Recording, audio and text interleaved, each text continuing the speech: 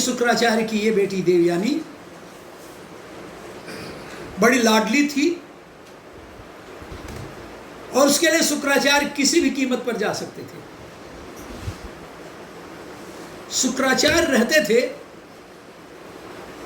राजा वृषपर्वा के राज्य में। वृषपर्वा दैत्य राजा था और बहुत बड़ा राजा था वृषपर्वा।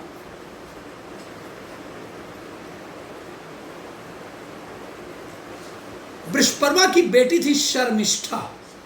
वृषपर्वा की बेटी थी शर्मिष्ठा। अब उतने बड़े राज्य में एक तरफ पुरोहित की बेटी, श्रेष्ठ बेटी देवयानी, और एक तरफ राजा की बेटी शर्मिष्ठा। तो अगर उनका साथ हो सकता था तो समकक्ष लोगों में, इसलिए देवयानी का शर्मिष्ठा से बहुत अच्छा संबंध हो गया। दोनों आपस में परस्पर एक साथ रहते, जाते, खेलते। एक बार शर्मिष्ठा और देवयानी अपने अन्य सहेलियों के साथ चले गए एक पास के एक जंगल में। उस जंगल के पास ही था एक तालाब, यानी इस तरह से परिभ्रमण के लिए बहुत अच्छा स्पॉट था। देवयानी और शर्मिष्ठा दोनों की सहेलियां भी और खुद वे लोग भी अपने वस्त्र उतार दिए और तालाब में नहाने लगे।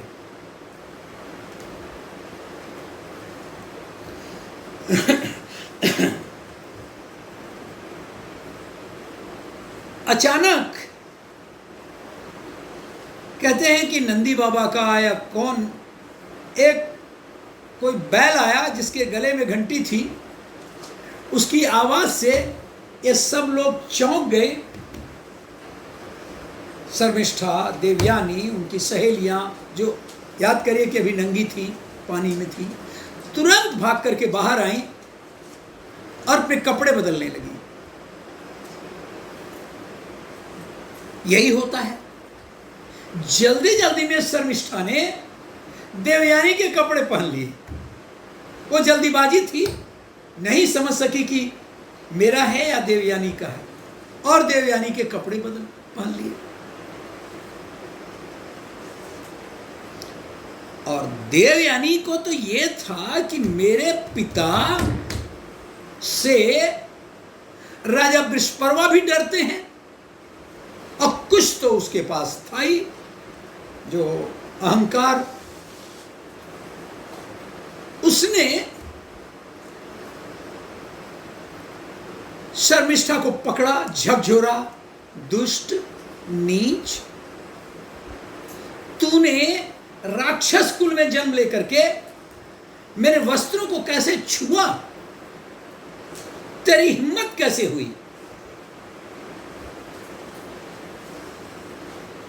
शर्मिष्ठा भी तो कम नहीं थी, एक राजा की पुत्री थी, वो भी मानिनी थी। उसने कहा, तू इतना जो बोल रही है, मेरे पिता के राज्य में ही तुम भोजन पाती हो। अगर मेरे यहां से भोजन न जाए तो भूखों मर जाओगी तुम लोग।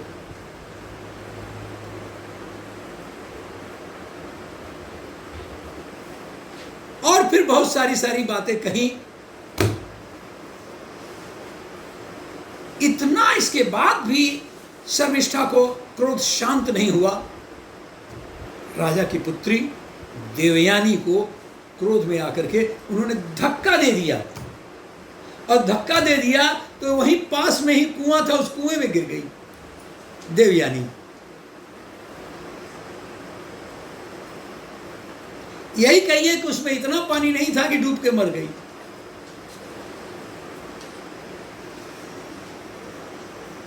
अब किससे सहायता मांगे?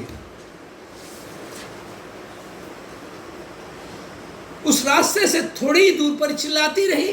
थोड़ी दूर से होते हुए जाते हुए राजा ययाति, बहुत बड़ा नाम है, राजा ययाति जा रहे थे रथ पर। चक्रवर्ती थे राजा। उन्होंने सुना कि कोई तो क्रंदन है, जो इन्हें पास से आवाज आ रही है। पास गए तो देखे कि एक कन्या, एक लड़की पानी में है और वहां से सहायता मांग रही है।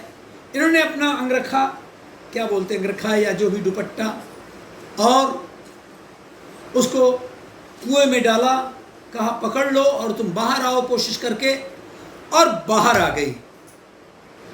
देवयानी कुएं से बाहर निकल गई। देवयानी जब बाहर निकली, आप मन में विचार करिए या उस स्थिति को देखिए कि अब देवयानी नंगी रही होगी और राजा ययाति तो राजा थे ही। उन्होंने कहा पहली बार मैं इस अवस्था में मैं किसी पुरुष के सामने आई हूं, तो मैं अब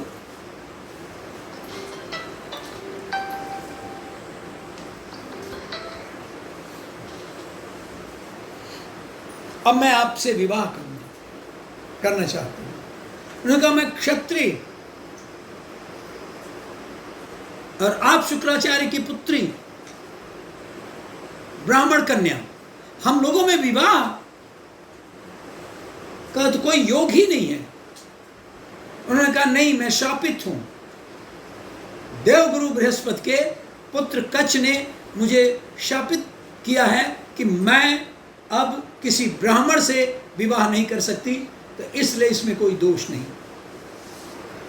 तो उन्होंने कहा ठीक है तब, और इस तरह से अपने रथ पर बैठाया देवयानी को, और वापस अब आया है। वापस क्या, मैंने गया शुक्राचार्य के। शुक्राचार्य ने सारी कहानी सुनी। उन्होंने उनको सहमति दी, लेकिन सहमति देने के पहले जब देवयानी ने कहा कि मुझको ऐसा कहा, और भिखारी हो तुम लोग और मेरे अन्न पर पलते हो, बहुत सारी बातें पिताजी उस शर्मिष्ठा ने कहा। लग गई बात शुक्राचार्य को। कहा ठीक है, आप राजा साहब ययाति आप जाइए और विवाह के लिए अब कोई तिथि निर्धारित करूंगा, आइए। और अपना कमंडल उठाए, अपना छोटा मोटा जो भी कुटिया में सामान था, और चल दिए अब उनके राज्य से बाहर जाने के लिए। धिक्कार है ऐसे राज्य को। कहते ना दुनिया सोती है पर दुनिया की जीभ जागती है। ये बात मुंहों मुंह राजा वृषपर्वा के तक पहुंच गई। ये तो शुक्राचार्य जा रहे राज्य से बाहर, हाहाकार मच गया। जिसके आधार पर दैत्य समूह बचा हुआ था, उसका नायक आज ये राज्य छोड़ करके जा रहा है। दौड़े दौड़े आए, उनकी सेना आई, उनके लोग आए, और सभी तब तक ये कुछ दूर तक बाहर निकल चुके थे, पांव पर गिर गए। बस साथ में शर्मिष्ठा भी थी, इधर देवयानी भी तो जा ही रही थी। पांव पर गिर गए, क्षमा करें, ये नादान लड़की क्या कह दी, इस पर मत जाइए, बच्चों की बात है। क्या मुझे तो कोई बात नहीं, लेकिन ये देवयानी जो है, इसकी शर्तों को ये क्या कह रही है, पहले इसको तो देखो। बोलो बेटा, क्या चाहती हो?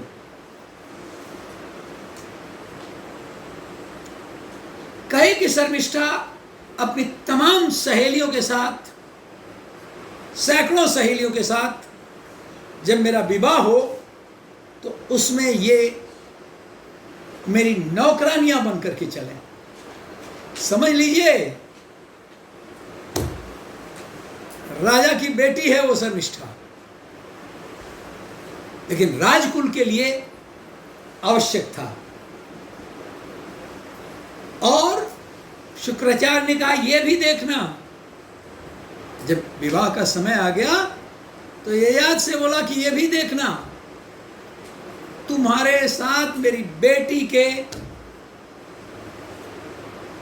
डोली के साथ साथ शर्मिष्ठा और उसकी सहेलियां भी जाएंगी। शर्मिष्ठा सुंदर भी है,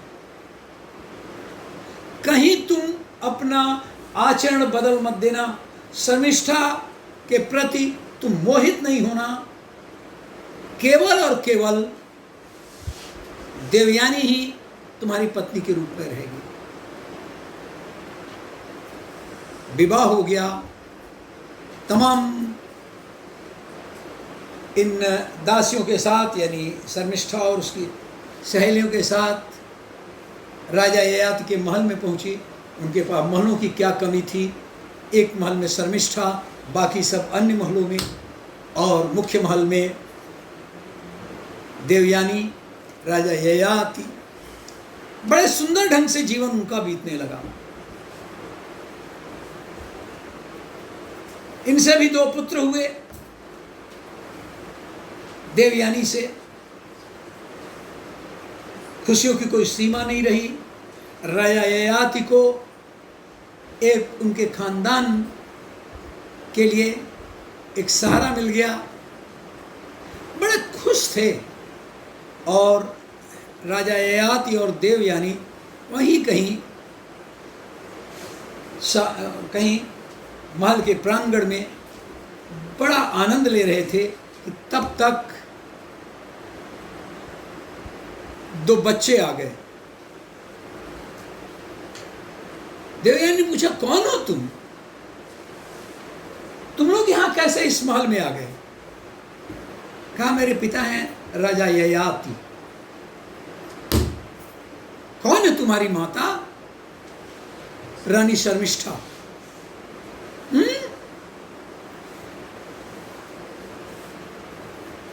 तो सब शर्तें बेकार, निष्फल।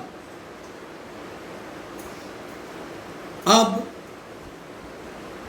कहा देवयानी ने, अब तुम्हारे पास तो रहने की कोई कारण नहीं है। निकल गई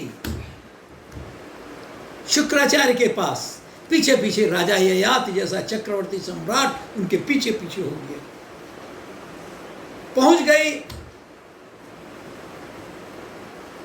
शुक्राचार्य के पास देवयानी, घटनाओं को बताया, जो आपने शर्त दिया था वो शर्त नहीं इन्होंने माना। उसके पास भी 3 बच्चे हैं, मेरे 2 बच्चे हैं, इस तरह से 5 बच्चों के पिता हैं। अब शुक्राचार्य तो इसको कैसे बर्दाश्त कर सकते थे। शुक्राचार्य ने कहा जाओ, तुम्हारे पास ये यौवन का इतना आक्रमण है तुम्हारे ऊपर, तुम वृद्ध हो जाओ।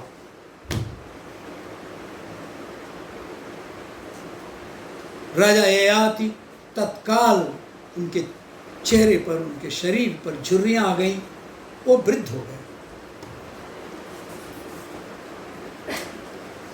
राजा ययाति उनके पैरों पर गिर पड़े, क्षमा कीजिए, ये भूल तो हुई, लेकिन कोई उपाय बताइए, क्योंकि अभी ये स्थिति नहीं है कि मैं वृद्ध होकर के जीवित रहूं। आपकी बेटी भी है, क्या उचित होगा कि उसका पति एक वृद्ध हो, जबकि स्वयं देवयानी युवा है। उन्होंने कहा ठीक है, अगर कोई आपको अपना यौवन दे दे और आपका वृद्धावस्था ले ले तो ये चल जाएगा, ये हो जाएगा। अब वो आए, कौन भला अपना यौवन देगा? आए वो, अपने लड़कों से ही पूछे क्यों? अरे क्यों मैं तू भाई, पीता है, लेकिन इसका तो ये मतलब नहीं, हमने तो अभी यौवन अपनी जिंदगी शुरू ही नहीं किया है, मैंने यौवन का तो आनंद ही नहीं लिया, और आप कह रहे हैं कि वो आपको दे दूं, और आपको जरूरत क्या है? हो लिया जो हो लिया। शर्मिष्ठा के ही बच्चों में एक बच्चा था पुररवा। पुररवा से कहे बेटा तू ही कर ले, और पुररवा मान गया।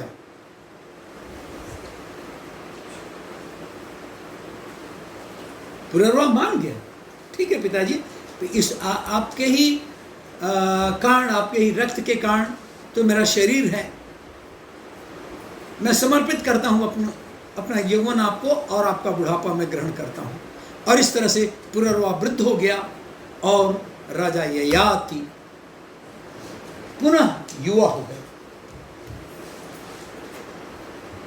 बहुत दिन हुआ, सैकड़ों वर्ष बीत गए, कई 100 वर्ष बीत गए। राजा ययाति ने सोचा, ओहो, पूरी जिंदगी में मैंने यौवन का जो उपभोग किया है, फिर भी यह कहीं कम नहीं हो रहा है। क्या है ऐसी जिंदगी, क्या है ऐसा यौवन को? बेकार है ये इच्छा शक्ति, ये यौवन का प्रबल आवेग, ये सब व्यर्थ है, सब कुछ निष्फल हो गया। फिर गए पुररवा के पास, बेटा मैंने भोग लिया जीवन, और ये देखा कि इसका कोई अंत नहीं है, माया का कोई अंत नहीं है, यौवन की अभिलाषाओं का कोई अंत नहीं है, लिहाजा मैं फिर से तुमको वो यौवन लौटाता हूं, और वो वृद्धावस्था मैं पुनः ग्रहण करता हूं। और इस तरह से फिर से ययाति वृद्ध हो गए, और देवयानी तो युवा तो रही नहीं होगी इतने वर्षों से, और इस तरह से देवयानी और ययाति अपना जीवन बिताने लगे। भागवत पुराण महाभारत दोनों में ये कथा है, बड़ा सुंदर उनका ययाति का वृतांत है, उपदेश है, मेरा उससे कोई मतलब नहीं है। मैं तो केवल ये बताना चाह रहा हूँ कि जिंदगी में जो यौवन का अंश होता है, या कोई भी माया का जो प्रभाव होता है, ये कभी खत्म नहीं होता। वृद्ध होता है तो भी माया है, युवा होता है तो भी, शरीर गल जाता है लेकिन मन नहीं गलता। कभी मन के बारे में भी बताऊंगा, लेकिन आज तो इसके बारे में यही।